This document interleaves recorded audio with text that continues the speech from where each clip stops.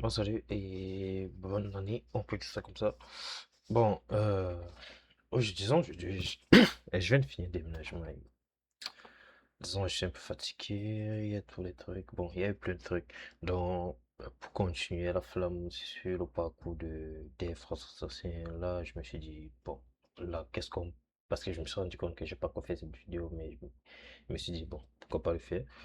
Aujourd'hui, je vais pas trop coder, mais je vais juste demander c'est quoi vos projets de 2026. Bon, et aussi ça, et aussi, bon, là, je vais présenter la roadmap que je compte sur, que j'espère sur en 2026. Donc, c'est un peu ça. Comme j'ai dit présentement, avec le temps, je me suis rendu compte que, bon, je préfère plus, parce que je préfère, bon, comment je pourrais dire ça? J'ai plus l'attirance vers le back-end, je pourrais dire ça comme ça. Donc, il y a des concepts de back-end que j'aimerais bien apprendre sans profondeur. Donc, c'est ça, c'est la raison pour laquelle je me suis dit, bon, 2026, ça serait, on va toujours construire le projet qu'on a commencé et on va toujours continuer le sas que j'ai parlé, le sas que j'ai commencé. On va continuer ça. Mais avant de continuer ça, qu'est-ce que je vais faire en 2026? On peut dire mes attentes, on peut dire mes objectifs 2026 côté développement web.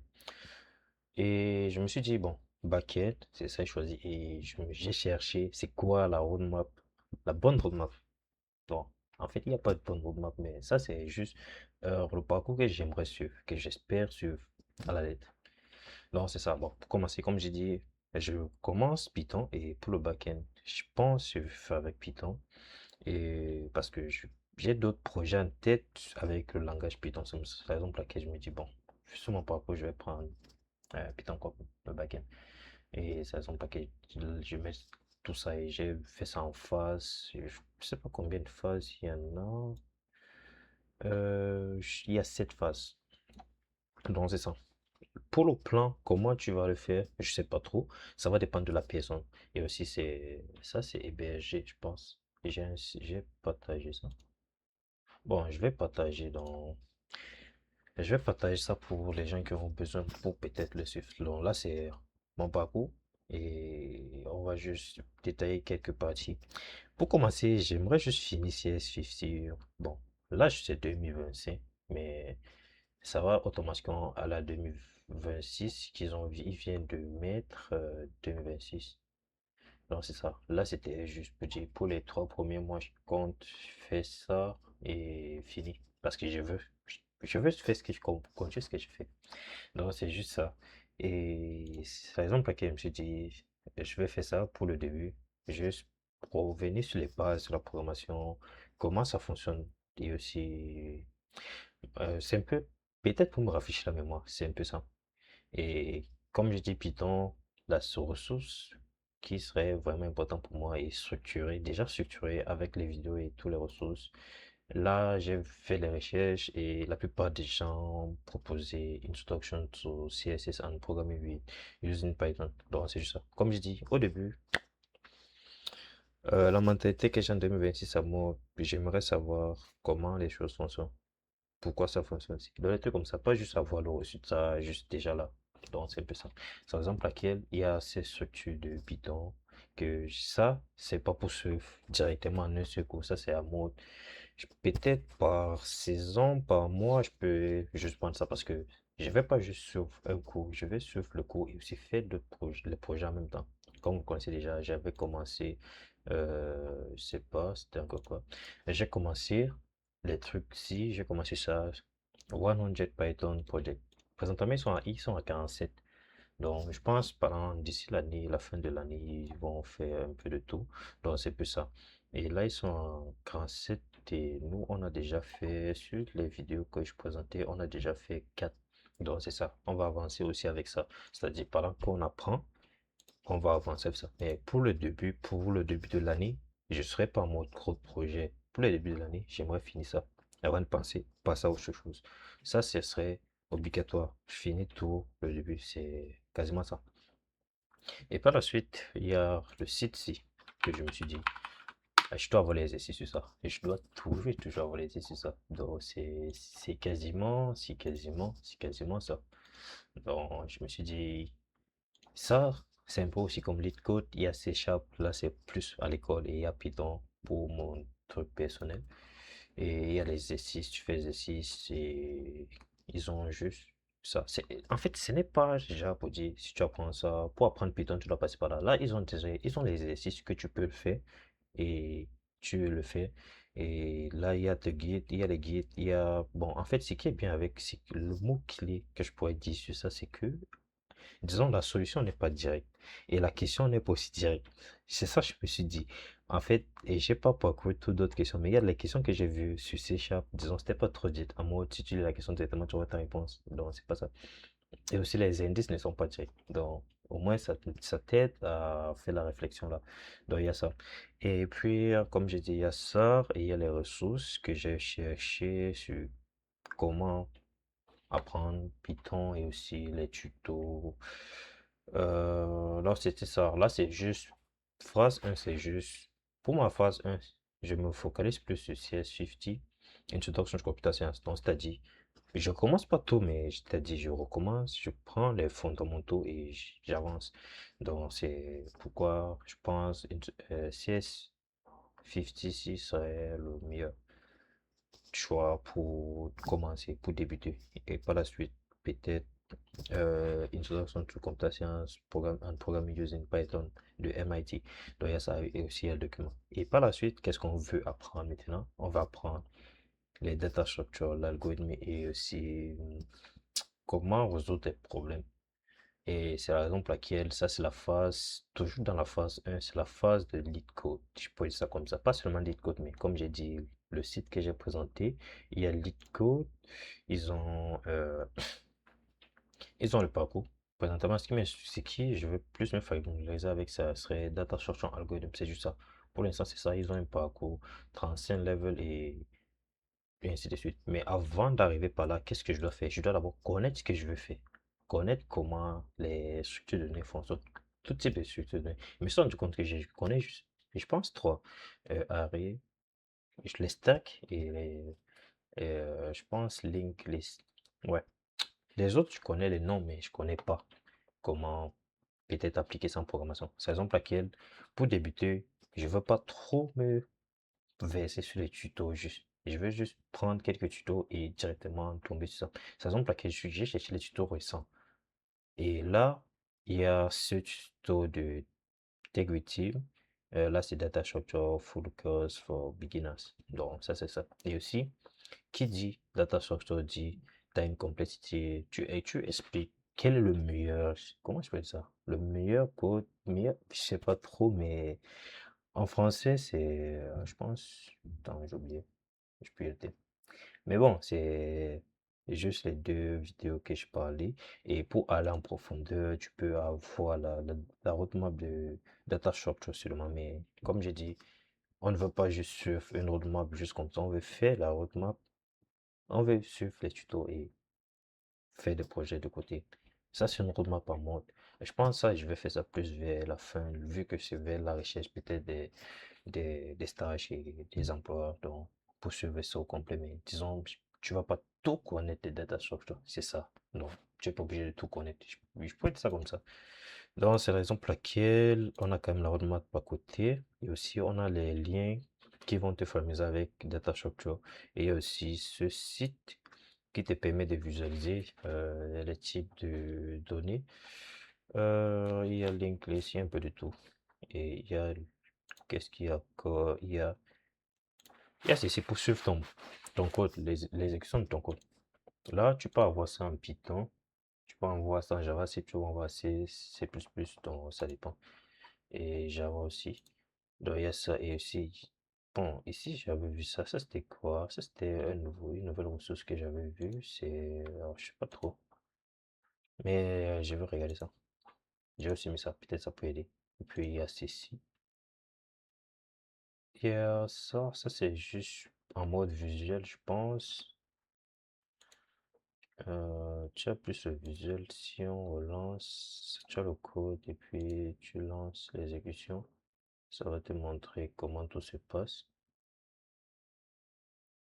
Non, c'est ça. Là, si on regarde, c'est un peu comme ça que ça fonctionne.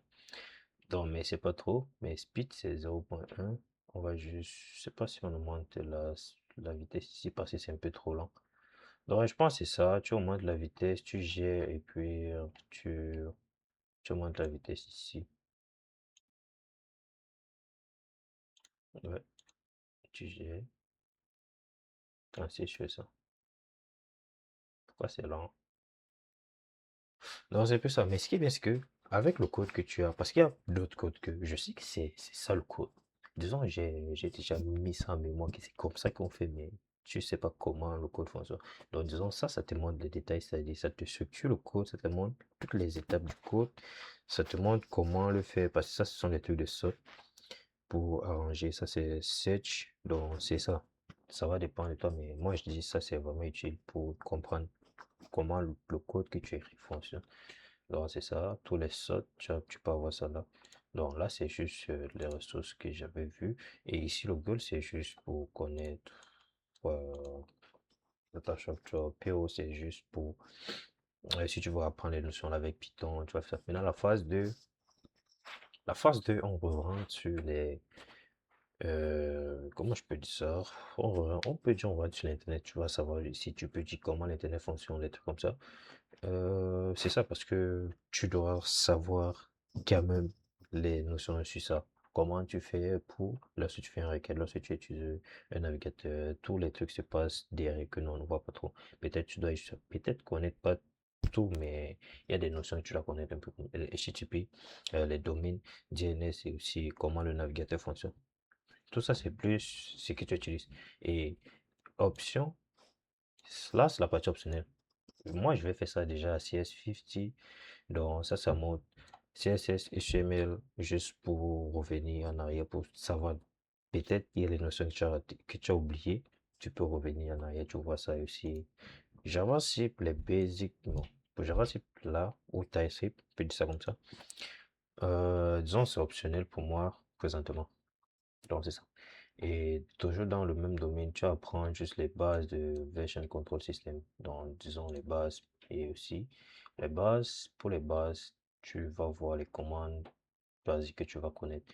Et là, ils ont un livre que je savais pas que c'était gratuit. Il y a tout. Le livre, il y a tout le contenu sur le guide, je pense, soit sur le table of content. Et c'est quasiment tout ça. Je pense que ça explique un peu de tout sur guide.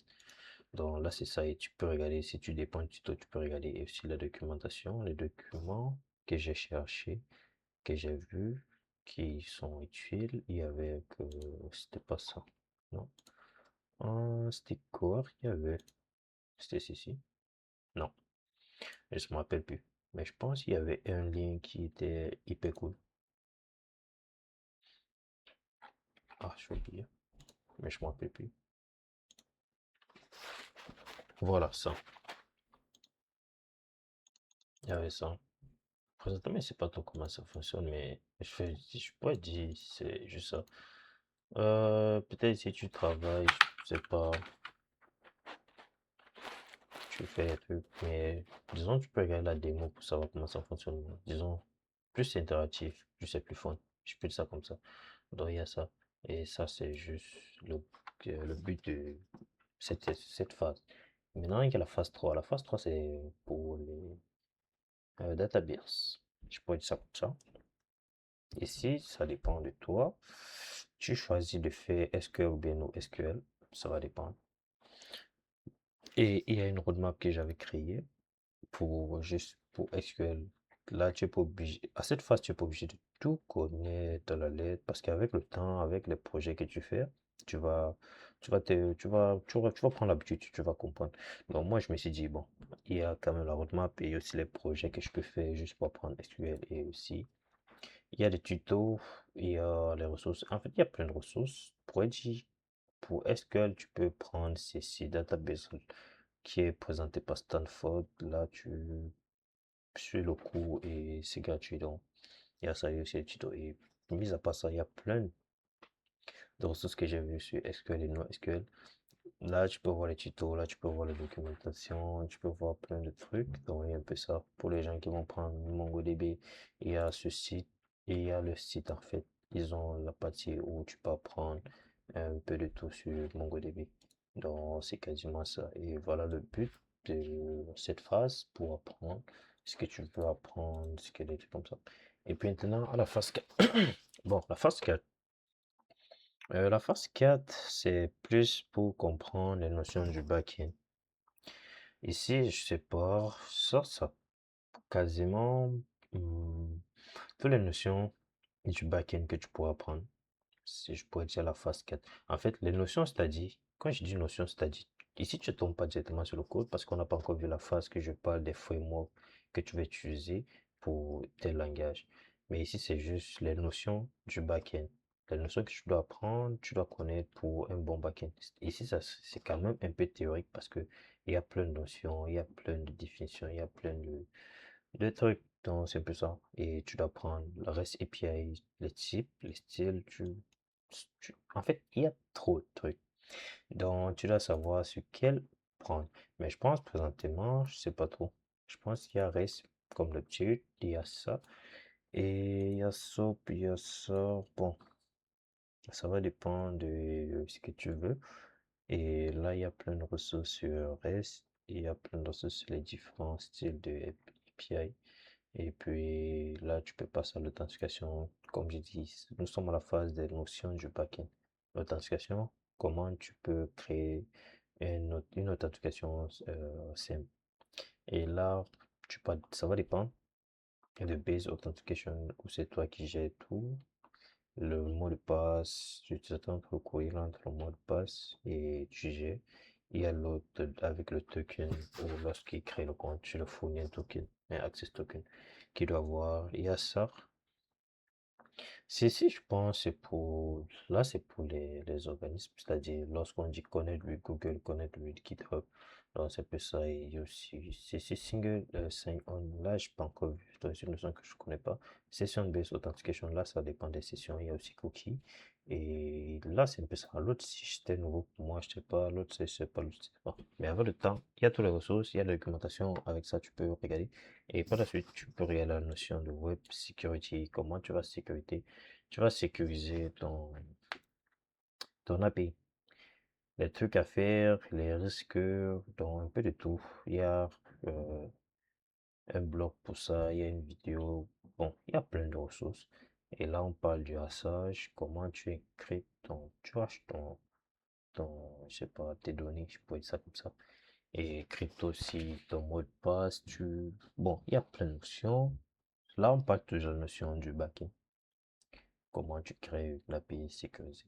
Et là, on est toujours au niveau du HTTPS et HTTP, c'est quoi la différence, les trucs comme ça.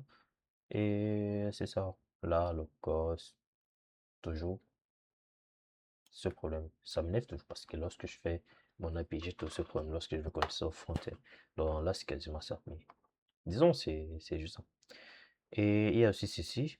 Pour moi, j'ai pas pris le temps d'apprendre ça. Donc là, je vais quand même tomber un peu sur la théorie.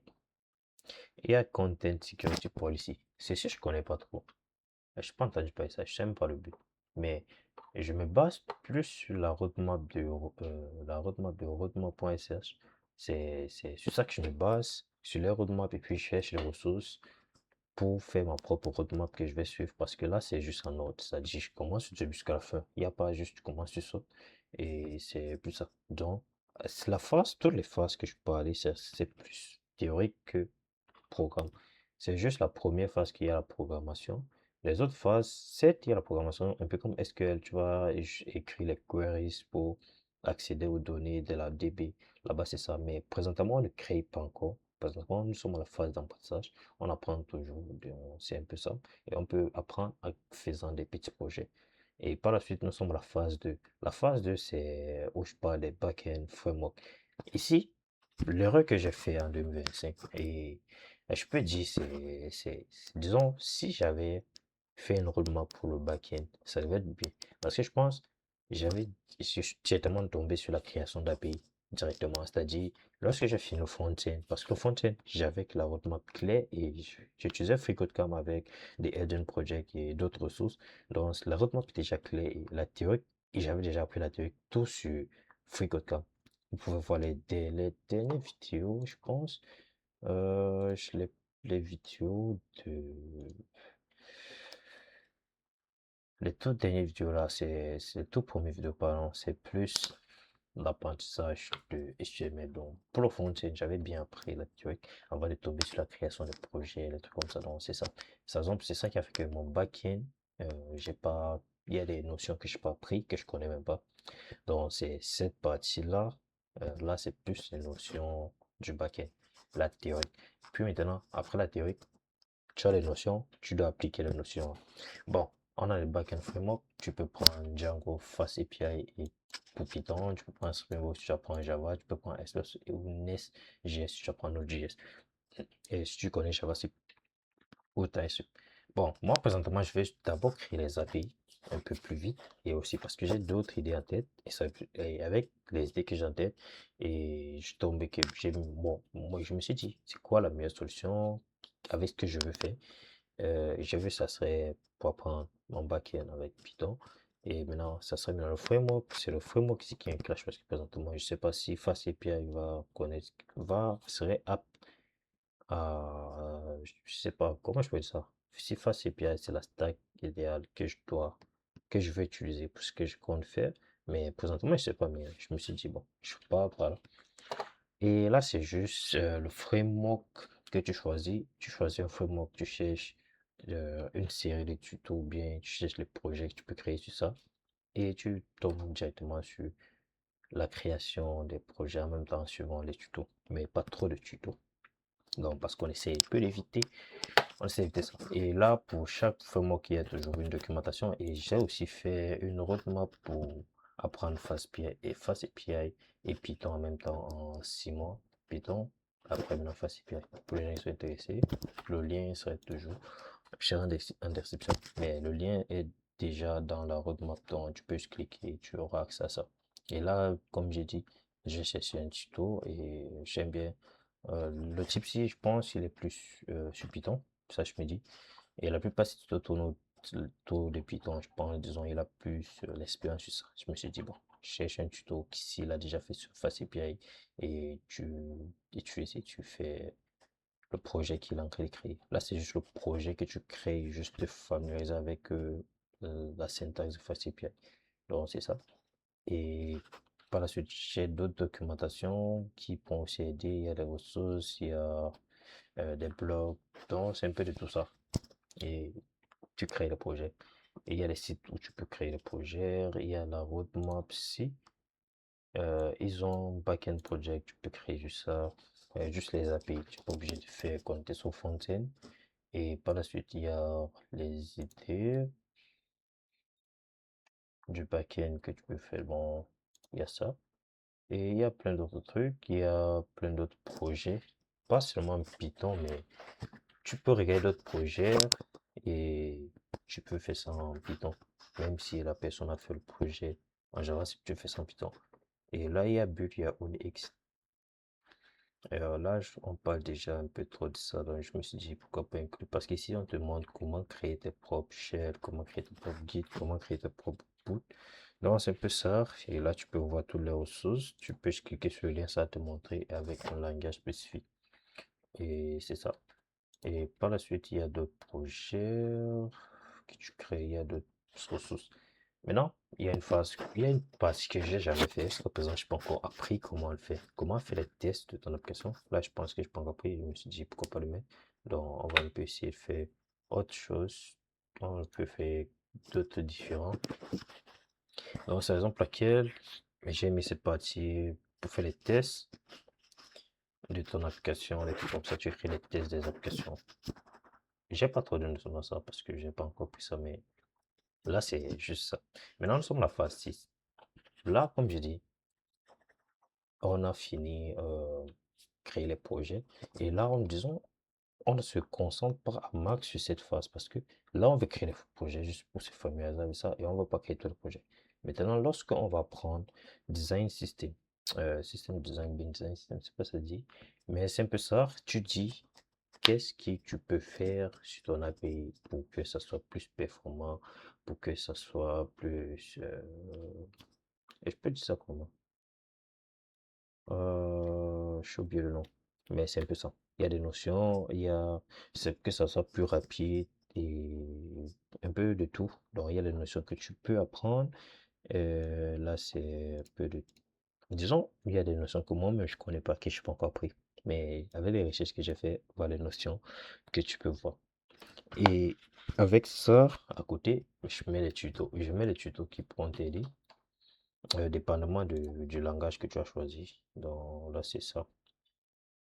On va juste venir là. Là, nous sommes ici. Il y a des tutos. Il y a sur comment faire ce que je parle, un peu comme ça sur le caching. Et je sais pas comment en français ça se traduit. Je oublie. Donc, c'est ça avec d'autres tutos, avec d'autres ressources. Et là, les web servers.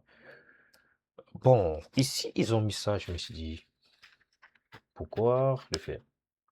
Et là, c'est si tu veux créer ton serveur, ton propre serveur. C'est un peu cette phase. Et je me suis dit, c'était un truc que je voulais faire en 2026 et j'ai pas eu le temps de le faire. En 2025, pardon, en 2026, on va encore essayer.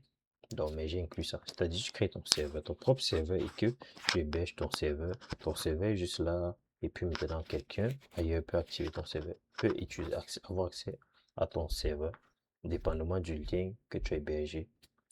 Donc, c'est-à-dire le host du serveur. Parce que je pense, lorsque tu crées un serveur, quelqu'un peut accéder à ça avec l'API. Mais ça, c'est pas bien. Donc, peut-être tu dois payer le domaine de ton serveur. Comme ça, tu peux héberger peut-être ton backend dans ton serveur domicile. Et ton serveur peut être dans ton PC. Et disons, je n'ai pas trop de notions sur ça, mais il y a ça, un peu comme ici. Euh, Ouais, disons, c'est encore beaucoup, mais c'est juste ça. Et nous sommes dans la partie de jeu de système design. On va regarder architectural pattern.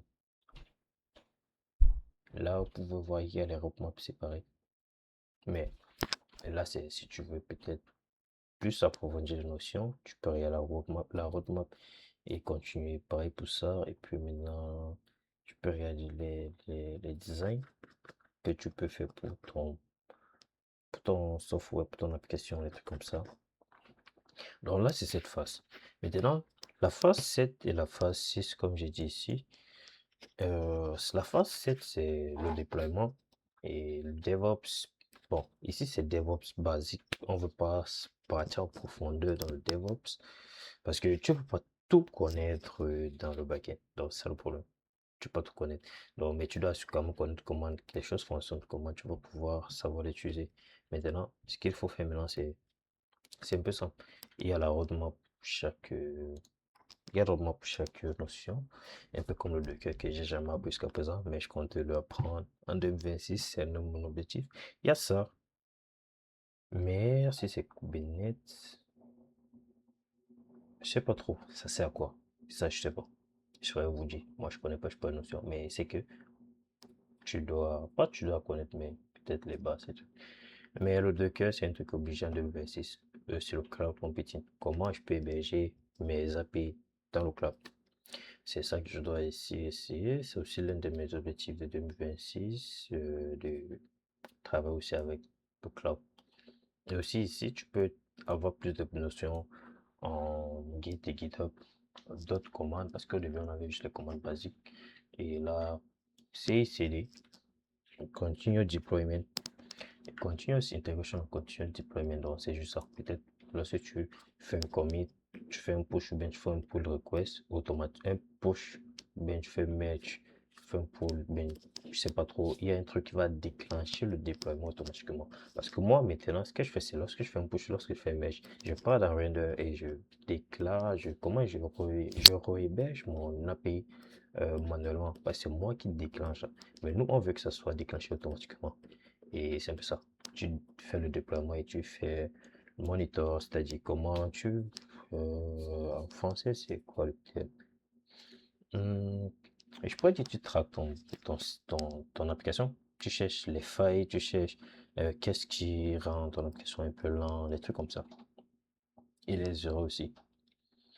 Donc, c'est ça. Et comment ton serveur se comporte. En fait, ici, nous sommes dans les thèmes que moi, je connais pas. Et je vais seulement vous montrer comment c'est les étapes à suivre et aussi les notions. Je peux pas expliquer parce que je peux pas expliquer ce que je connais pas. Mais ici, c'est juste pour te mettre ton hébergement. Et c'est ça, il y a les façons à faire, mais disons, on va pas trop détailler ça parce que je suis bête dans ça. Donc, il y a ça. Et par la suite, il y a ça. Comme j'ai dit, à partir de cette partie, c'est plus les notions côté DevOps, je pense, et puis c'est plein. Parce que lorsque tu héberges, il y a maintenant des événements que tu dois traquer, il y a des trucs que tu dois traquer, il y a des comportements de ton site ou bien ton application que tu dois traquer. Donc, c'est ça. C'est pour ça qu'il a bien plein. Et par la suite, il y a WebSocket. WebSocket, c'est plus la communication entre deux ressources des deux côtés, c'est-à-dire le client et le serveur, ils communiquent ensemble. Je peux dire ça comme ça. Parce que nous, les API, c'est juste le client communique avec le serveur. Et attends, comment je pourrais dire ça? En fait, je sais pas, request, tu peux faire une requête, c'est-à-dire un peu comme envoyer du texte, mais je pas encore trouvé une notion. Ici, ils disent WebSocket enable full duplex real-time communication over a single persistent connection between client and server. Un peu comme WhatsApp, communication bidirectionnelle, donc on peut échanger les données ensemble. Parce que je pense que les API, c'est plus un côté. Je sais pas si c'est un vrai API, c'est juste un côté. Je sais pas si c'est le thème que je dois dire. Donc c'est ça. Mais on va aller en profondeur lorsqu'on serait à ce niveau. On va juste savoir comment implémenter ça. Parce qu'avec ça, je pense que tu peux faire un chat. Et ça, c'est aussi un des projets que j'aimerais bien le faire. Tu fais un chat entre deux, deux, deux clients. Oh, je peux dire ça comme ça. Donc, c'est aussi un des projets qui est en tête, mais c'est toujours vague. Et là, il y a un tuto, là, tu peux regarder ça. Et il y a aussi, je sais pas, mais il y a ça. Et je me suis arrêté parce que, disons, il y avait trop de notions que moi, je connaissais pas. J'étais comme, et ça existe même. Je savais pas. Mais je me suis basé sur roadmap.sh pour le faire. Je me suis basé sur ça. Je suis parti dans roadmap.